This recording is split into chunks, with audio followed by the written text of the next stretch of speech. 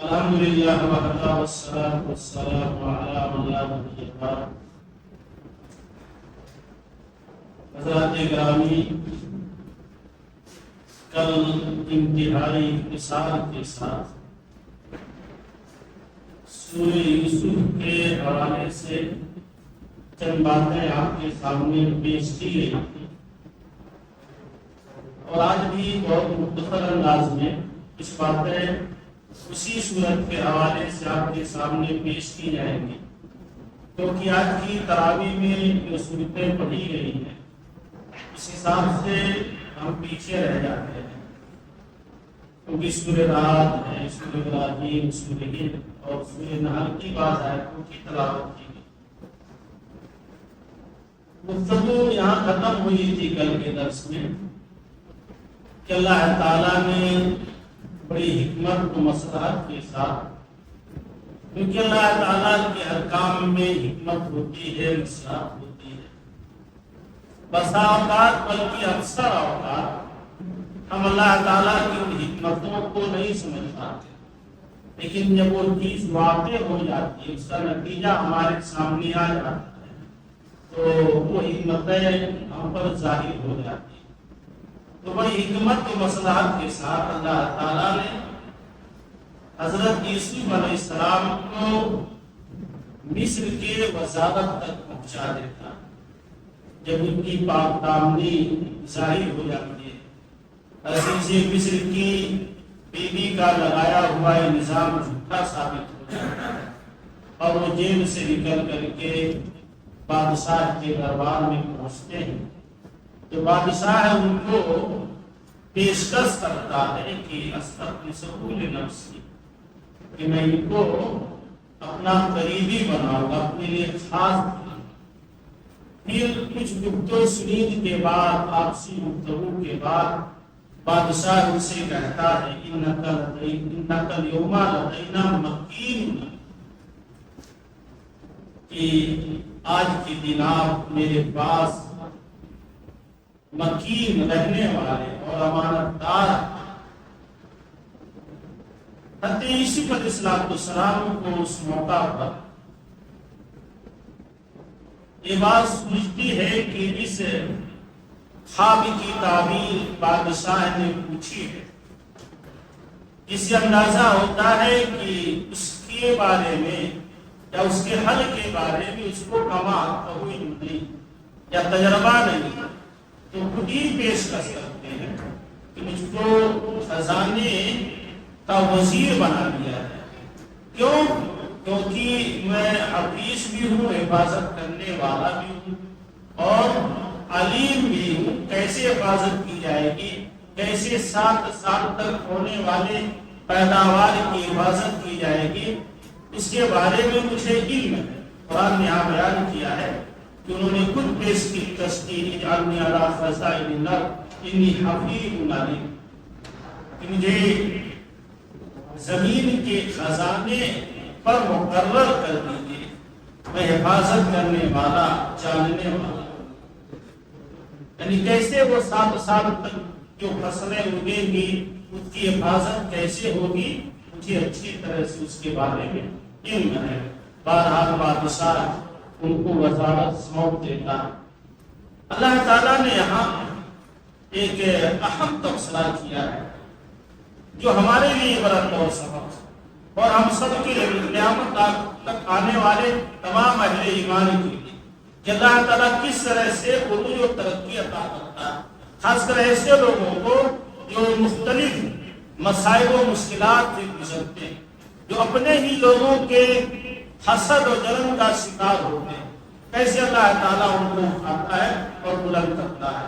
اللہ تعالیٰ نے یہاں بیان فرمایا ہے وَكَذَلِكَ مَكَّنَّا لِيُوسُفَ فِي الْأَرْضِ، اسی طرح سے ہم نے یوسف علیہ السلام کو زمین کے اندر قدرت عطا کی، ان کو آباد کیا۔ کہاں؟ کنویں میں ڈال دیے گئے تھے، کہاں اللہ تعالیٰ نے اٹھا کر کے مصر کا وزیر بنا دیا، وزیر خزانہ کا۔ اسی طرح سے ہم نے یوسف کو زمین میں اقتدار عطا کیا، یتبوأ منها حیث یشاء، وہ جہاں چاہے جیسے چاہے رہے، اس آیت سے یہ پتا چلتا ہے کہ بادشاہ نے ان کو کلی اختیار دے دیا ہے، آپ خزانے کو جیسے چاہے جہاں چاہیں آپ خرچ کریں۔ اسی کو اللہ نے یہاں بیان کیا ہے کہ یتبوؤ منہا حیث یشاء نصیب برحمتنا من نشاء، وہ اپنی رحمت کو کسے چاہتے ہیں دیتے۔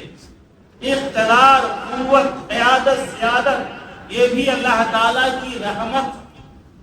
جب یہ نصیب ہو، یہ ہمیں مل جائے، اس کی قدر کرنی چاہیے، اس میں مساوات ہو، عدل ہو، دیانتداری ہو، امانت داری ہو، یہ اللہ کی رحمت ہے۔ آپ خوش نصیب ہیں کہ اللہ تعالیٰ نے آپ کو دیا، عطا کیا، کیونکہ اس اقتدار کو اللہ اپنی رحمت بتا رہا کہ نصیب و برحمتنا من نشاء ولا نضيع اجر المحسنین ولاجر الآخرۃ خیر للذین آمنوا واتقوا۔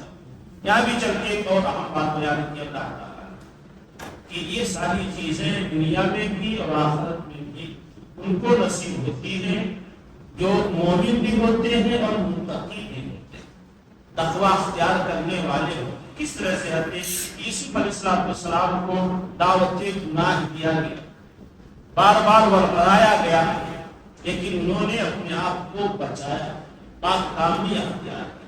تو اللہ تعالیٰ فرماتا ہے کہ ساری چیزیں ان لوگوں کے لیے ہوتی ہیں جو ایمان والے ہوتے ہیں اور قوم یتقون اور تقوی والے ہوتے ہیں۔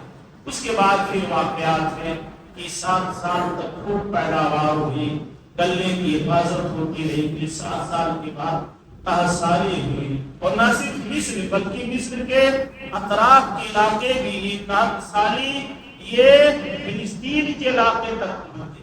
دور دراز کے لوگ غلہ لینے کے لیے مصر آنے لگے، حسب استطاعت، حسب ضرورت حضرت یوسف علیہ السلام غلہ لینے آنے والوں کو دیتے رہے۔ اسی دوران ان کی بھائی بھی غلہ لینے آئے۔ اس طریقے کی مصر میں کوئی بادشاہ ہے جس کے ہاں رعایا پروری ہے، یہ سب کی دیکھ ریکھ کرتا، سب کی ضروریات پوری کرتا۔ یہ لوگ بھی گئے اور یوسف علیہ السلام نے ان کو غلہ دلوایا، جو ضرورت کی چیزیں تھی، کچھ گفتگو سنی تھی، مطلب کہا کہ ہو کیسے ہو۔ اسی دوران ان کو پتہ چل گیا کہ یہ ہمارے بھائی ہیں، لیکن ان بھائیوں کو احساس نہیں ہوا کہ ہمارا بھائی یوسف ہے۔ چلتے چلتے انہوں نے اپنے چھوٹے بھائی بنیامین کے بارے میں بھی پتہ لگا لیا اور کہا کہ تمہارا بھائی بھی ہے۔ انہوں نے کہا ٹھیک ہے، آئندہ آنا تو اس کو بھی لیتے آنا، ورنہ تمہیں غلہ نہیں ملے۔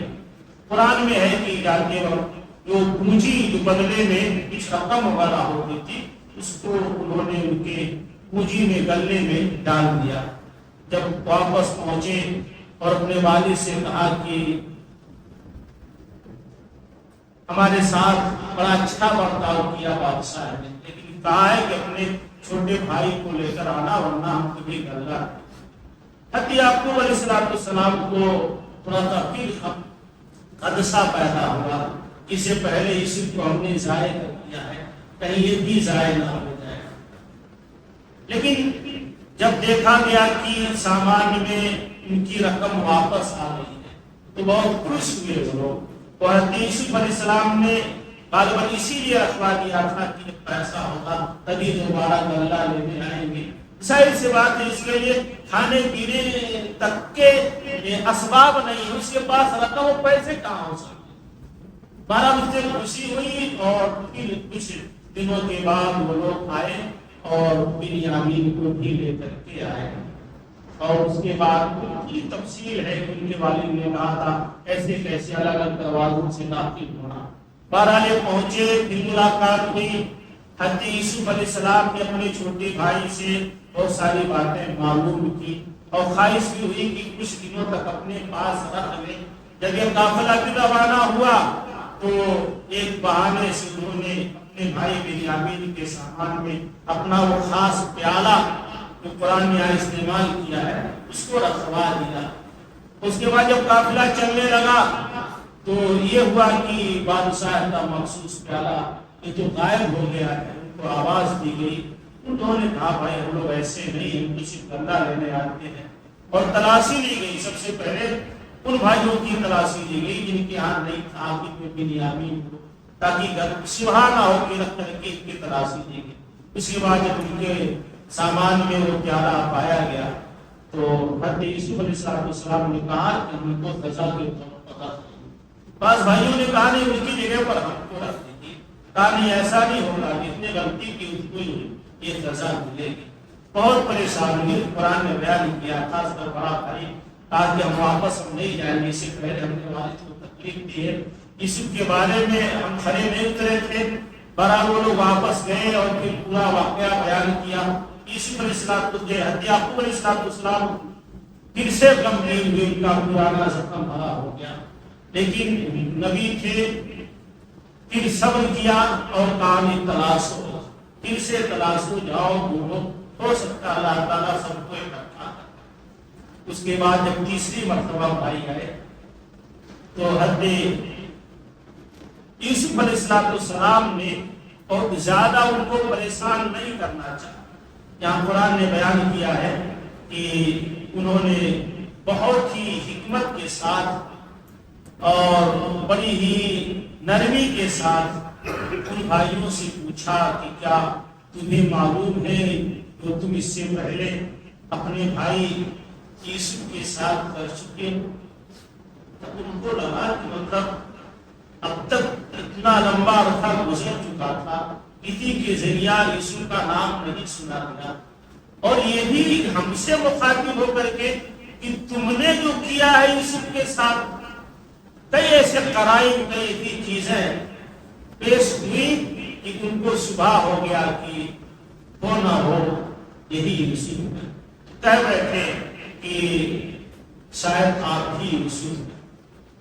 انہوں نے اعتراف کیا. پھر قرآن نے بیان کیا ہے کہ انہوں نے بڑے ہی یعنی کا قال حل علمتم ما فعلتم بیوسف واقعی ان انتم جاہلون.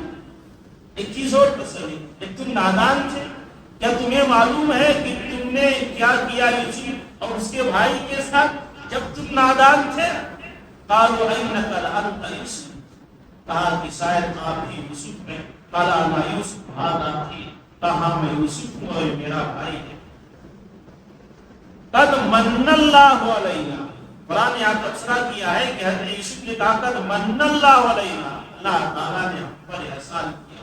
اور ایک بہت بڑی بات کہی انہوں نے جو ہمارے اور آپ کے لیے سب کے لیے ہے. یہ تو سمتیں پیدا ہو جائیں تو آدمی مشکلات کے بعد بھی پھر سے عروج تک، ترقی تک، خوشحالی تک پہنچ سکتا ہے.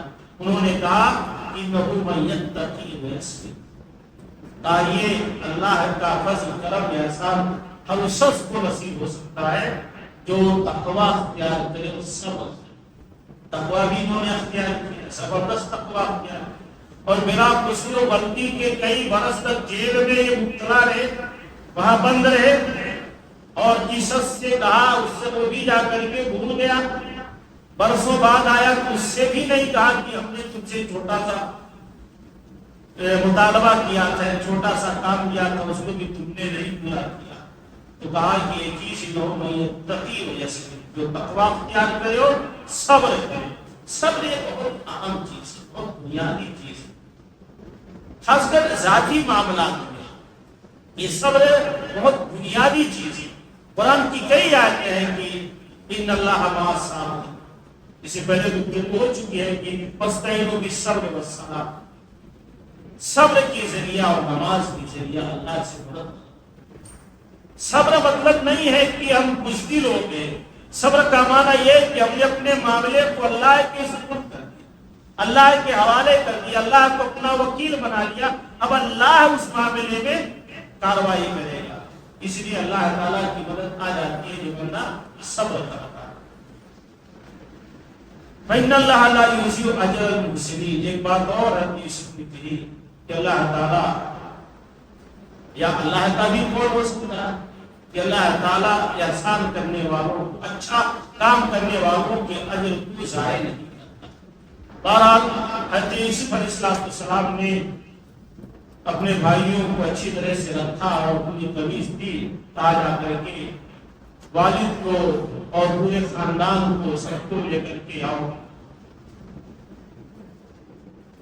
بھائی گئے قمیص لے کر کے، پورا قصہ ہے، اصل جو مقصود بتانا وہ آخر کو اس کا ذکر ہوگا کہ گئے اور جو حضرت یعقوب برسوں سے پریشان حال تھے، رو رو کر کے ان کی آنکھوں کی بینائی ختم ہو گئی تھی کہ وہ قمیص پہنے. اب قمیص کی برکت، اللہ کا فضل، معجزہ، کرامت کچھ بھی آپ لے لیجیے، کیونکہ ایک نبی تھے، ان کی بینائی واپس آ گئی. اور پھر سب کے سب وہاں سے مصر پہنچے. جب یہ لوگ پہنچے تو حضرت یوسف علیہ السلام نے باہر جا کر کے ان کا استقبال کیا اور بتایا کہ کیسے کیسے یہاں تک پہنچا ہوں. پھر ان کے والدین حضرت یعقوب اور جو ان کی ماں تھی خالہ، جو ان کی والدہ حقیقی تو انتقال کر گئی تھی وہ، اور پھر یہ بھائی، یہ سب سجدہ کر بیٹھے. قرآن نے بیان کیا ہے کہ سب کے سب نے سجدہ کیا. اب سجدہ کا ایک معنی بعض مفسرین نے لکھا ہے کہ جھک جا، جھکے تھے سجدے تعظیمی، اور بعض مفسرین کا کہنا یہ ہے کہ ان کی شریعت میں اس وقت یہ چیز جائز تھی، کیونکہ بعض چیزیں الگ الگ شریعتوں کی الگ الگ احکامات تھے. تو اس طرح سے اللہ تعالیٰ نے حضرت یوسف علیہ السلام کو قوت و غلبہ عطا کیا. مشرکین کے اس سوال کا جواب کہ جب لوگ فلسطین کے علاقے کے رہنے والے تھے تو پھر مصر کیسے پہنچے؟ مصر میں برسوں تک ان کا اقتدار رہا، ان کی قیادت سیادت رہی. جب دھیرے دھیرے ان کے آبا اجداد ختم ہو گئے، بعد کی نسلیں آئی، تو دھیرے دھیرے وہ غلام بنتی گئی، اور پھر قبطیوں کے، فرعونیوں کے لوگ غلام ہو گئے. ان کی نجات کے لیے، ان کو غلامی سے نجات دلانے کے لیے اس بات میں اللہ تعالیٰ نے حضرت موسیٰ علیہ السلام کو پیغمبر اور نبی بنا کر کے بھیجا. اب یہاں جو بنیادی چیز ہے، قصہ اللہ تعالیٰ نے اس سورہ کے بالکل ابتدائی آیت میں بیان فرمایا ہے کہ لقد کان فی یوسف و اخوتہ آیات للسائلین، کہ یوسف اور ان کے بھائیوں نے ان پوچھنے والوں کے لیے بہت سی نشانیاں ہیں. کون سی نشانیاں ہیں؟ یعنی جو کچھ حضرت یوسف علیہ السلام کے ساتھ کیا گیا تھا، اور جیسے جیسے وہ ترقی کے منازل طے کرتے گئے، ہو اسی طرح کا معاملہ پیارے پیغمبر محمد عربی صلی اللہ علیہ وسلم کے ساتھ کیا گیا. اور جیسے جیسے ان کو ترقی نصیب ہوئی، اسی طرح سے اللہ کے رسول صلی اللہ علیہ وسلم کو بھی ترقی نصیب ہوئی.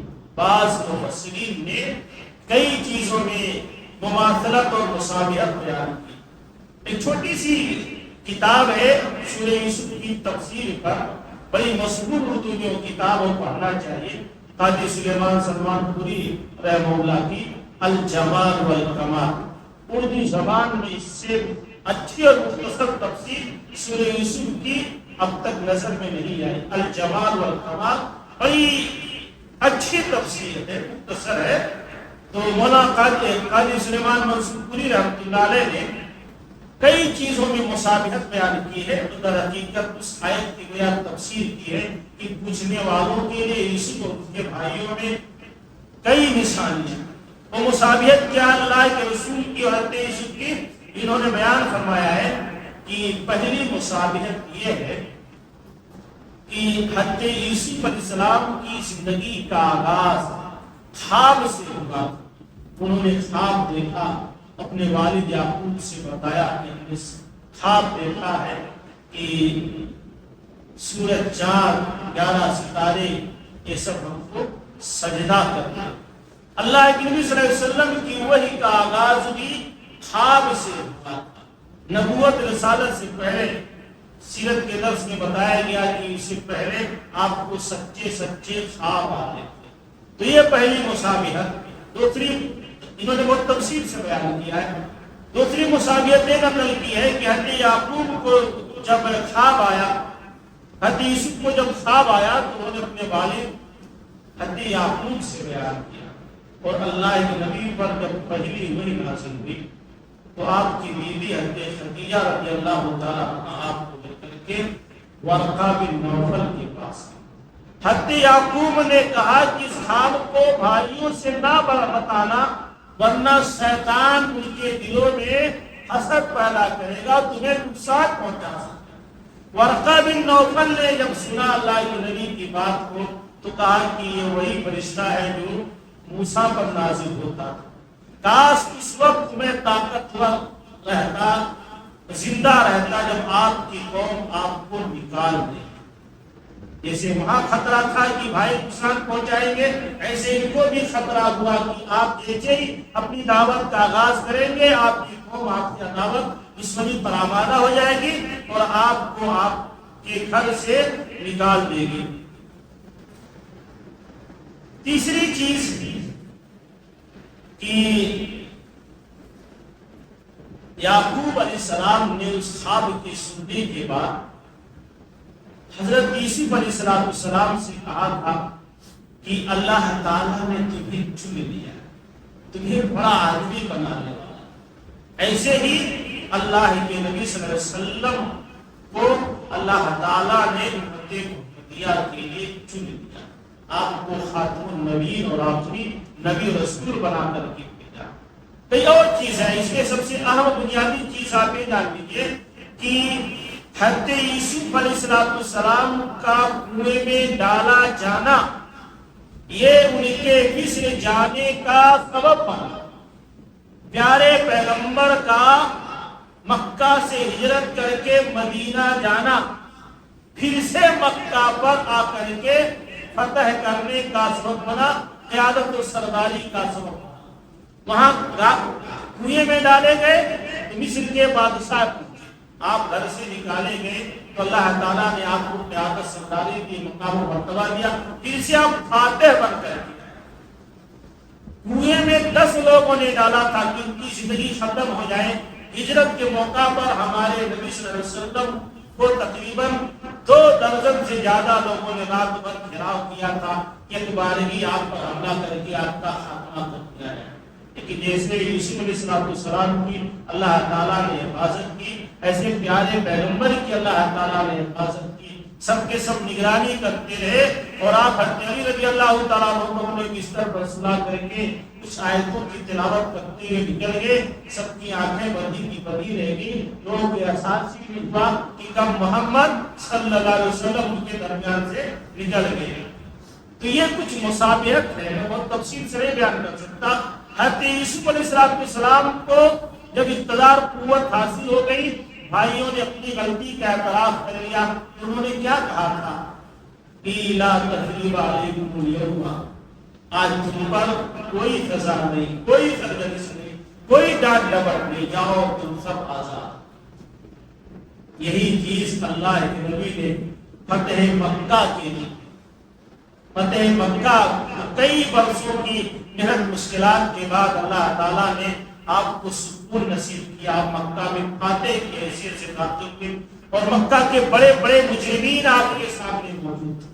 اب ایک ایک مجرم پوری 13 سال مکی زندگی کی تاریخ آپ پڑھیے، پھر 10 سال مدنی زندگی کی تاریخ پڑھیے، کہ تقریباً ان برس 8 سال کی مدنی زندگی کی تاریخ پڑھیے، ان تقریباً ان برسوں میں کتنی تکلیفیں دی گئی، تقریباً تمام مجرمین وہاں موجود تھے، سر جھکائے ہوئے، آپ چاہتے تو آدر دے دیتے تھے۔ 10,000 کی تعداد آپ کے پاس ایک فوج وہاں موجود تھی، لیکن آپ نے بھی یہی کہا کہ جاؤ تم پر کوئی سرزنش نہیں، کوئی سزا نہیں، اذهبوا وانتم طلقاء، جاؤ تم سب آزاد۔ تو یہ دونوں نبیوں نے پوچھا تو اس لیے گیا تھا کہ تاکہ تاریخی طور پر یہ علم معلوم نہیں ہوگا محمد کو صلی اللہ علیہ وسلم، بتا نہیں پائیں گے، لیکن تاریخ کے ساتھ ساتھ اللہ تعالیٰ نے اس میں ایک طرح کے آپ کے لیے بشارت اور خوشخبری بھی دے دی کہ یہ حضرت یوسف کو قوت اقتدار حاصل ہوا، ایسے آپ کو بھی قوت اقتدار حاصل ہوا۔ اس طرح سے پوری صورت اللہ تعالیٰ نے بارگی حضرت یوسف علیہ السلام کے بارے میں بیان فرما دیا۔ آگے چل کر کے اسی سورہ میں دعوتی پہلو سے اللہ صلی اللہ علیہ وسلم کے بارے میں اللہ تعالیٰ نے یہ بیان فرمایا قل ھذہ سبیلی ادعو الی اللہ علی بصیرۃ انا ومن اتبعنی، کہہ دیجئے کہ میرا یہ راستہ ہے، میں دعوت دیتا ہوں اللہ کی طرف، میں بلاتا ہوں اللہ کی طرف، علی بصیرۃ، بصیرت کے ساتھ، میں اور میرے متبعین۔ موجودہ دور میں ضرورت ہے کہ دعوت کا کام نہایت بصیرت کے ساتھ، سوجھ بوجھ کے ساتھ کیا ہے۔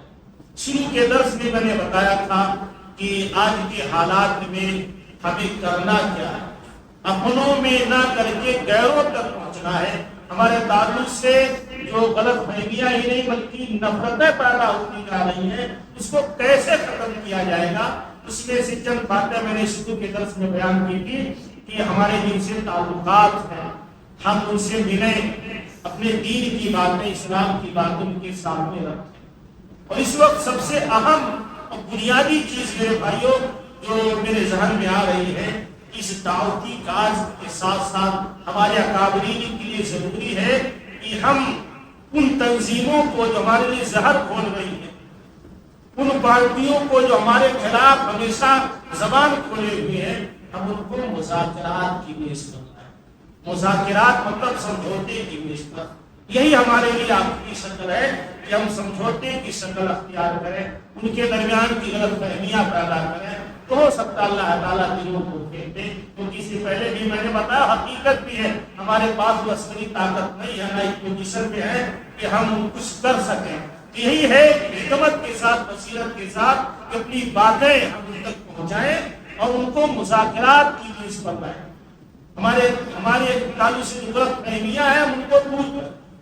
کیونکہ دیکھیے ہندوستان میں آزادی کے بعد مسلم قوم بھی دین کی طرف چلی اور وہ بھی اپنے دین دھرم کے پرچار میں لگے رہے، دونوں بڑھتے رہے، اور جو ان کی نیت ہے ہندوستان کے تعلق سے ظاہر سی بات ہے دونوں ایک ساتھ ایک معیار پیمانے پر نہیں رہ سکتے، ٹکراؤ تو ہوگا ہی۔ تو اس صورت میں ہمیں کرنا کیا ہے؟ سمجھوتے کی میز پر۔ سمجھوتے کا معنی نہیں ہے کہ ہم اپنی کچھ چیزوں سے دستبردار ہو جائیں، سمجھوتے کا معنی یہ ہے کہ سمجھوتے میں ہم ان کی غلط فہمیاں دور کریں۔ اور ہمارے لیے ضروری ہے کہ جو بہت غیر ضروری چیز ہے جس کو ہم نے دین کا حصہ بنا لیا ہے، اس میں تو کہیں نہ کہیں سمجھوتا ہم کو کرنا پڑے گا۔ تو یہ ضروری ہے کہ ایسے موقع پر ہم دعوت کا کام بصیرت کے ساتھ، سوجھ بوجھ کے ساتھ کریں تاکہ ہماری دعوت بھی متاثر ہو اور ہمارا تحفظ بھی ہو، ہماری بقا بھی رہے، ہماری نسلوں کی حفاظت بھی رہے۔ اللہ تعالیٰ ہم سب کو کتاب و سنت کی صحیح و سچی سمجھتا فرمائے، کتاب و سنت کی روشنی میں زندگی گزارنے کی توفیق عطا فرمائے۔ جب تک دنیا میں زندہ رکھتے ایمان اسلام اور زندہ رکھتے ہمارا خاتمہ ہوتے ایمان اسلام کرو۔ آمین۔ السلام علیکم ورحمۃ اللہ۔